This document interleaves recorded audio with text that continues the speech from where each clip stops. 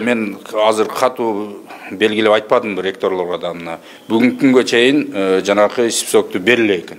Бериңиздер дедим. Азыр булар себебин айтып атат, бизде студент баягы жылып турат, азайып. Эми ал анчалык деле мындай маани эмес да. Себеби азыр 100 студент окуп атса, 6 айлык сессиядан кийин оны кетти, 90-ы калды деп койсо эчтеке эмес. Жетекчи болгондон кийин мыйзамдын аткарыш керек.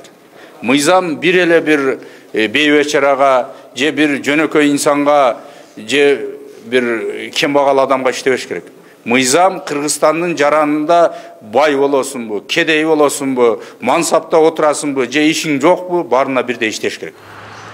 Ал эми кыргыз жарандары камсыздалып жатабы деген суроо туулуп жатат. Статистикага келсек, үстүбүздөгү жыл ичинде 70 миңдей жаран медициналык полисин алган. Андан сырткары мамлекет тарабынан камсыздалгандар бар. Биринчи камсыздандырылган кимдер айтты. Бул камсыздандырылган эң биринчи мына сиз менен биз иштеп атабыз. Сиздерди иш берүүчү, биз экөөбүздү иш берүүчү камсыздап берет да. Баягы эмгек акы фондунан 2%, 17-23 анын ичинде 2% милдеттүү медициналык камсыздандырууга чегерүү жүргүзөт.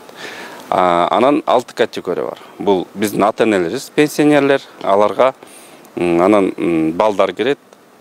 16 жашка чейин болсо окуусун бүткүнчө 18 жашка чейинки балдар, жана жөлөк болуу алуучулар, 21 жашка чейинки күндүзгү формада окуган студенттер, жана аскер кызматкерлери, анан жана расмий мамлекеттик органдарда каттоодо турган жумушсуздар. Ушу 6 категорияга мамлекет каржылап берет да, мамлекет мындайча айтканда камсыздап берет.